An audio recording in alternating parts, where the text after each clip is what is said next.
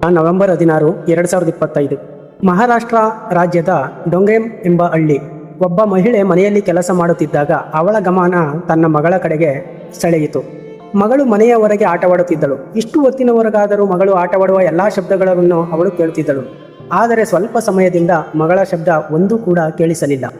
ಅವಳು ತಕ್ಷಣ ಹೊರಗೆ ಬಂದು ನೋಡಿದಾಗ 3 ವರ್ಷದ ಯಾಜ್ಞಾ ಎಲ್ಲಿಯೂ ಕಾಣಿಸಲಿಲ್ಲ. ಮೊದಲಿಗೆ ಸ್ನೇಹಿತರ ಜೊತೆ ಎಲ್ಲಿಗಾದರೂ ಹೋಗಿರಬಹುದು ಎಂದುಕೊಂಡಳು. ಆದರೆ ಅವರು ಸಾಮಾನ್ಯವಾಗಿ ಆಟವಾಡುತ್ತಿದ್ದ ಸ್ಥಳಗಳಲ್ಲೂ ಮಗಳು ಕಾಣಿಸಲಿಲ್ಲ. ಇದರಿಂದ ಯಾಜ್ಞಳ ತಾಯಿ ಹೆಚ್ಚು ಗಾಬರಿಗೊಂಡಳು. ಅವಳು ಮನೆಗೆ ಹಿಂತಿರುಗಿ ತನ್ನ ಅತ್ತೆ ಮತ್ತು ಕುಟುಂಬದವರಿಗೆ ಯಾಜ್ಞಾ ಹೊರಗೆ ಆಟವಾಡುತ್ತಿದ್ದಳು, ಈಗ ಕಾಣೆಯಾಗಿದ್ದಾಳೆ ಎಂದು ತಿಳಿಸಿದರು. ಆ ಕುಟುಂಬದವರೆಲ್ಲರೂ ಮಗಳು ಆಟವಾಡುತ್ತಿದ್ದ ಎಲ್ಲ ಸ್ಥಳಗಳಿಗೆ ಹೋಗಿ ಹುಡುಕಲು ಪ್ರಾರಂಭಿಸಿದರು. 10-15 ನಿಮಿಷ ಹುಡುಕಿದರೂ ಯಾರಿಗೂ ಮಗಳು ಸಿಗಲಿಲ್ಲ. ಆಗ ಕುಟುಂಬದವರು ಮತ್ತು ಅಕ್ಕಪಕ್ಕದ ಮನೆಯವರು ತುಂಬಾ ಗಾಬರಿಗೊಂಡರು. ಆ ಪುಟ್ಟ ಹುಡುಗಿಯ ತಂದೆ ಫೋಟೋಗ್ರಾಫರ್ ಆಗಿ ಕೆಲಸದ ನಿಮಿತ್ತ ಪಟ್ಟಣಕ್ಕೆ ಹೋಗಿದ್ದನು. ಆಗ ಅವನ ಹೆಂಡತಿ ಕರೆ ಮಾಡಿ ತಿಳಿಸುತ್ತಾಳೆ, ನಾನು ಸ್ನೇಹಿತರ ಸಹಾಯದಿಂದ ಹುಡುಕುತ್ತೇನೆ, ಜಲ್ದಿ ಮನೆಗೆ ಬರುತ್ತೇನೆ ಎಂದನು. ಇದನ್ನೆಲ್ಲ ನೆರೆಹೊರೆಯವರಿಗೆ ತಿಳಿಸಿದ ನಂತರ ಇಡೀ ಹಳ್ಳಿಯ ಜನರು ಆ 3 ವರ್ಷದ ಮಗುವನ್ನು ಹುಡುಕಲು ಹೊರಟರು. ಸಂಜೆ 5 ಗಂಟೆ, ಅರ್ಧ ಗಂಟೆಯಲ್ಲೇ ಇಡೀ ಹಳ್ಳಿಯೇ ಯಾಜ್ಞನ ಹುಡುಕಲು ಹೊರಟಿತ್ತು. ಅವಳು ಆಟವಾಡಲು ಬಂದಿದ್ದಾಳೆ ಎಂದು ಹೇಳುವಷ್ಟು ಸುಳಿವು ಯಾರಿಗೂ ಸಿಗಲಿಲ್ಲ. ಸಮಯ ಕಳೆದಂತೆ ಆ ಮಗು ಹಳ್ಳಿಯಿಂದ ಹೇಗೆ ಕಾಣೆಯಾಗಿರಬಹುದು ಎಂಬ ಆತಂಕ ಗ್ರಾಮಸ್ಥರಲ್ಲಿ ಹೆಚ್ಚಾಗಿತ್ತು. ಇನ್ನು ಸ್ವಲ್ಪ ವೇಳೆಯ ನಂತರ ಕುಟುಂಬವು ಪೊಲೀಸರಿಗೆ ದೂರು ನೀಡಿತು. ಮಗಳು ಮನೆಯ ಹೊರಗೆ ಆಟವಾಡುತ್ತಿದ್ದು ಈಗ ಇದ್ದಕ್ಕಿದ್ದಂತೆ ಕಾಣೆಯಾಗಿದ್ದಾಳೆ ಎಂದು ದೂರನ್ನು ಕೊಟ್ಟರು. ಪ್ರಕರಣ ಗಂಭೀರವೆಂದು ಕಂಡ ಪೊಲೀಸರು ತಂಡ ಕೂಡಲೇ ಹಳ್ಳಿಗೆ ಬಂದು ಹುಡುಕಾಟ ಆರಂಭಿಸಿತು. ಹಳ್ಳಿಯವರು ಜೊತೆಗೆ ಇದ್ದರು. ರಾತ್ರಿ ಹೊತ್ತಾಗ ಎಲ್ಲರೂ ಗುಂಪುಗಳಾಗಿ ಬೇರೆ ಬೇರೆ ದಿಕ್ಕುಗಳಲ್ಲಿ ಹುಡುಕುತ್ತಿದ್ದರು.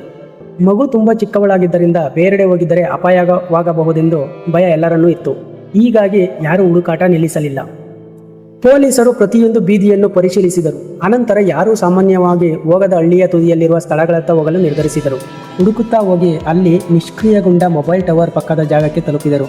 ಆ ಟವರ್ ಕೆಳಗೆ ಹಳೆಯ ಕೊಠಡಿಗಳು, ಸುತ್ತಲೂ ದಟ್ಟ ಪೊದೆಗಳು ಇದ್ದವು. ಪೊಲೀಸರು ಮೊದಲು ಇಲ್ಲಿ ಬಂದಿದ್ದರು, ಅಷ್ಟು ಒಳಗೆ ನೋಡಿರಲಿಲ್ಲ.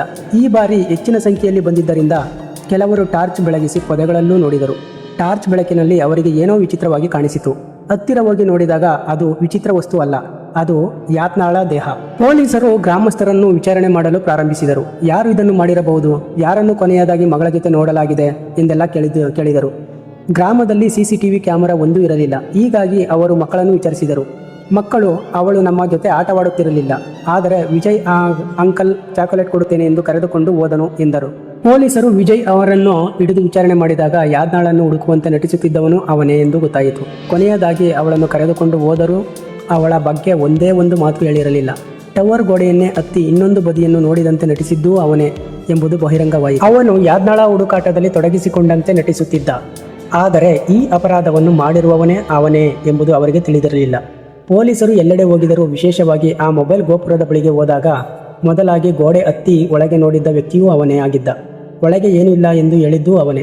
2 ಬಾರಿ ಗೋಡೆಯನ್ನೇ ಹತ್ತಿ ಮತ್ತೊಂದು ಬದಿಯನ್ನು ಪರಿಶೀಲಿಸಿದ್ದೂ ಅವನೇ.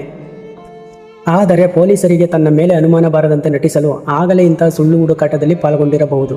ಈ ಕಾರಣಗಳಿಂದ ಪೊಲೀಸರು ಅವನನ್ನು ಅಲ್ಲಿಯೇ ಬಂಧಿಸಿ ವಿಚಾರಣೆ ಪ್ರಾರಂಭಿಸಿದರು. ವಿಚಾರಣೆ ವೇಳೆ ವಿಜಯನು, ಸರ್, ನಾನು ಹುಡುಗಿಯನ್ನು ಹುಡುಕಲು ಮಾತ್ರ ಹೋಗಿದ್ದೆ, ನಾನು ಯಾವುದೂ ತಪ್ಪು ಮಾಡಿಲ್ಲ, ನನ್ನ ಮೇಲೆ ಯಾಕೆ ಅನುಮಾನ ಎಂದು ಹೇಳುತ್ತಿದ್ದ. ಆದರೆ ಈಗ ಪೊಲೀಸರಿಗೆ ಅವನ ಮೇಲಿನ ಅನುಮಾನ ತುಂಬ ಹೆಚ್ಚಾಗಿತ್ತು. ಏಕೆಂದರೆ ಮಕ್ಕಳು ಹೇಳಿದಂತೆ ಯಾಜ್ಞಳ ಜೊತೆ ಕೊನೆಯದಾಗಿ ಹೋದವನು ಅವನೇ. ಚಾಕ್ಲೇಟ್ ಕೊಡಿಸುವ ನೆಪದಲ್ಲಿ ಅವಳನ್ನು ಕರೆದುಕೊಂಡು ಹೋದವನು ಅವನೇ. ಸ್ವಲ್ಪ ಕಠಿಣ ವಿಚಾರಣೆ ನಂತರ ವಿಜಯ್ ಕೊನೆಗೂ ಪೊಲೀಸರಿಗೆ ಎಲ್ಲವನ್ನೂ ಒಪ್ಪಿಕೊಂಡನು. ಅವನು ಹೇಳಿದ್ದು ಹೀಗಾಗಿದೆ. ಘಟನೆಗೆ ಕೆಲವು ದಿನಗಳ ಮೊದಲು ಯಾಜ್ಞಳ ತಂದೆಯೊಂದಿಗೆ ಅವನ ಗಲಾಟೆ ನಡೆದಿತ್ತು. ಅದಕ್ಕೆ ಸೇಡು ತೀರಿಸಿಕೊಳ್ಳಬೇಕೆಂಬ ಮನಸ್ಸು ಅವನಲ್ಲಿ ಹುಟ್ಟಿತ್ತು. ನವೆಂಬರ್ 16ರಂದು ಅವನ ಅಜ್ಜಿ ಮನೆಯಲ್ಲಿ ಇರಲಿಲ್ಲ. ವಿಜಯ್ ಕಟ್ಟಡ ಕಾಮಗಾರಿಯಲ್ಲಿ ಕೆಲಸ ಮಾಡುವ ದಿನಗೂಲಿ ಕಾರ್ಮಿಕನಾಗಿದ್ದ. ಆದರೆ ಆ ದಿನ ಕೆಲಸ ಇರಲಿಲ್ಲ. ಹಳ್ಳಿಯಲ್ಲೇ ಸುತ್ತಾಡುತ್ತಿದ್ದನು. ಅದೇ ಸಮಯದಲ್ಲಿ ಯಾಜ್ಞಳನ್ನು ಆಟವಾಡುತ್ತಿರುವುದನ್ನು ಕಂಡು ತನ್ನ ತಂದೆಯೊಂದಿಗೆ ನಡೆದ ಜಗಳ ನೆನಪಿಗೆ ಬಂತು. ಅವನು ಯಾಜ್ಞಳ ಬಳಿ ಹೋಗಿ ಚಾಕ್ಲೇಟ್ ಬೇಕಾ ಎಂದು ಕೇಳಿದ. 3 ವರ್ಷದ ನಿರಪರಾಧ ಮಗಳು ವಿಜಯ್ ಅಂಕಲ್ ಎಂದೇ ಅವನನ್ನು ಕರೆಯುತ್ತಿದ್ದಳು. ಅವನನ್ನು ನೋಡಿ ಖುಷಿಪಟ್ಟಳು. ಚಾಕ್ಲೇಟ್ ಸಿಗುತ್ತದೆ ಎಂದುಕೊಂಡು ಅವನನ್ನು ಹಿಂಬಾಲಿಸಿದಳು. ವಿಜಯ್ನ ಮನೆ ಯಾದ್ಯಾಳ ಮನೆಯಿಂದ ಸುಮಾರು 200 ಮೀಟರ್ ದೂರ. ಅಲ್ಲಿಗೆ ಕರೆದೊಯ್ದ. ನಂತರ ಅವನು ಆ ಪುಟ್ಟ ಹುಡುಗಿಯನ್ನು ಕ್ರೂರವಾಗಿ ಹಿಂಸೆಗೊಳಿಸಲು ಪ್ರಾರಂಭಿಸಿದ. ಬಾಲಕಿ ಮಾತನಾಡಲು ಸಾಧ್ಯವಾಗದಂತೆ ಮಾಡಿದ್ದ. ಬಹು ಸಮಯದವರೆಗೆ ಅವಳಿಗೆ ಕಿರುಕುಳ ಮಾಡುತ್ತಲೇ ಇದ್ದ. ಆದರೆ ಈಗ ಅವನು ಭಯಪಟ್ಟದ್ದು, ಈ ಮಗು ಬದುಕಿದ್ದರೆ ಸತ್ಯವನ್ನು ಗ್ರಾಮಸ್ಥರಿಗೆ ಹೇಳುತ್ತೇನೆ. ಮತ್ತಷ್ಟು ಕೋಪಕ್ಕೆ ಕಾರಣ ಯಾಜ್ಞಳ ತಂದೆಯೊಂದಿಗೆ ಹೊಂದಿದ್ದ ವೈಮನಸ್ಸು. ಹೀಗಾಗಿ ಅವನು ಅವಳನ್ನು ಮನೆಯ ಸಮೀಪದಲ್ಲಿದ್ದ ನಿಷ್ಕ್ರಿಯ ಮೊಬೈಲ್ ಟವರ್ ಕಡೆ ಕರೆದೊಯ್ದನು. ಅಲ್ಲಿ ಒಂಟಿ ಜಾಗವಿತ್ತು. ಅವಳನ್ನು ನೆಲಕ್ಕೆ ಮಲಗಿಸಿ ದೊಡ್ಡ ಕಲ್ಲಿನಿಂದ ಮುಖಕ್ಕೆ ಹೊಡೆದು ಕೊಲೆ ಮಾಡಿದ್ದಾನೆ. ಆ ಪುಟ್ಟ ಹುಡುಗಿ ಆಗಲೂ ಜೀವಂತವಾಗಿಯೇ ಇದ್ದಳು. ಅವನು ಮತ್ತೆ ಮತ್ತೆ ಕಲ್ಲನ್ನು ಎತ್ತಿ ಅವಳ ಮುಖದ ಮೇಲೆ ಬಡಿದ. ಯಾದ್ನ ಭಯದಿಂದ ಅವನನ್ನು ನೋಡುತ್ತಾ ಇದ್ದರೂ ಅವನಿಗೆ ಕರುಣೆ ಎನ್ನುವುದೇ ಇರಲಿಲ್ಲ. ಎಲ್ಲ ಸುಳಿವುಗಳನ್ನು ಅಳಿಸಿಬಿಡುವ ಉದ್ದೇಶದಿಂದ ಅವಳ ಮುಖವನ್ನು ಸಂಪೂರ್ಣವಾಗಿ ಜಜ್ಜಿದ. ನಂತರ ಶಾಂತವಾಗಿ ಹಳ್ಳಿಗೆ ಹಿಂತಿರುಗಿ ಇತರರ ಜೊತೆಗೂಡಿ ಹುಡುಕುತ್ತಿರುವಂತೆ ನಟಿಸುತ್ತಿದ್ದ. ಸ್ವಲ್ಪ ಸಮಯದ ನಂತರ ಯಾದ್ನಳ ತಾಯಿ ಹೊರಗೆ ಬಂದು ಮಗಳು ಕಾಣೆಯಾಗಿದ್ದಾಳೆ ಎಂದು ಹುಡುಕಾಟ ಆರಂಭಿಸಿದರು. ಸುದ್ದಿ ಕ್ಷಣ ಕ್ಷಣಕ್ಕೂ ಹಳ್ಳಿಗೆ ಹರಡಿತು. 3 ವರ್ಷದ ಯಾದ್ನ ಕಾಣೆಯಾಗಿದ್ದಾಳೆ. ಹಳ್ಳಿಯ ಜನರ ಜೊತೆ ವಿಜಯ್ ಕೂಡ ಹುಡುಕುತ್ತಿರುವಂತೆ ನಟಿಸುತ್ತಿದ್ದ. ಆದರೂ ಎಲ್ಲ ಪುರಾವೆಗಳು ಕೊನೆಗೆ ಅವನತ್ತಲೇ ಸಾಗಿ ಪೊಲೀಸರು ಅವನನ್ನು ಬಂಧಿಸಿದರು. ಬಿಳಿ ಬಟ್ಟೆಯಲ್ಲಿ ಸುತ್ತಿಕೊಂಡಿದ್ದ ಪುಟ್ಟ ಶರೀರ, ಸುತ್ತಲೂ ಅಳುತ್ತಿರುವ ಮಹಿಳೆಯರು. ನೋಡುತ್ತಿದ್ದಂತೆಯೇ ತುಂಬ ಮನಸ್ಸಿಗೆ ಘಾಸಿಯಾಯಿತು. ಮಹಾರಾಷ್ಟ್ರದಲ್ಲಿ ಜನರಿಗೆಲ್ಲ ಬೀದಿಗಿಳಿದು ಈ ಮನುಷ್ಯನಿಗೆ ಗಲ್ಲು ಎಂಬ ಒಂದೇ ಕೂಗು ಹಾಕಿದರು. ಹಿಂದೂ, ಮುಸ್ಲಿಂ ಎಲ್ಲ ಸಮುದಾಯರು ಜನರು ಒಂದೇ ಸ್ವರದಲ್ಲಿ ನ್ಯಾಯ ಬೇಡಿದರು. 3 ವರ್ಷದ ಮಗುವಿನ ಮೇಲಿನ ಕ್ರೂರತೆಗೆ ಕ್ಷಮೆ ಇರಲು ಸಾಧ್ಯವಿರಲಿಲ್ಲವೇ? ಈ ಪ್ರಕರಣ ಪ್ರಸಾರವಾದ ಸುದ್ದಿ ಚಾನೆಲ್ಗಳು ಬಹಳ ಕಡಿಮೆ. ಆದರೂ ಈ ಘಟನೆ ನಮಗೆ ಕಲಿಸುವುದು, ಮಕ್ಕಳನ್ನು ಕ್ಷಣಕಾಲವೂ ನಿರ್ಲಕ್ಷ್ಯ ಮಾಡುವಷ್ಟು ಜಗತ್ತು ಸುರಕ್ಷಿತವಲ್ಲ. ಯಾರ ಮನಸ್ಸಿನಲ್ಲಿ ಏನು ನಡೆಯುತ್ತಿದೆ ಎಂಬುದು ಯಾರಿಗೂ ಗೊತ್ತಿರುವುದಿಲ್ಲ.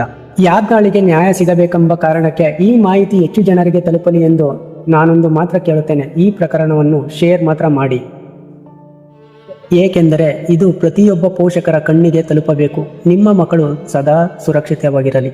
ಧನ್ಯವಾದಗಳು.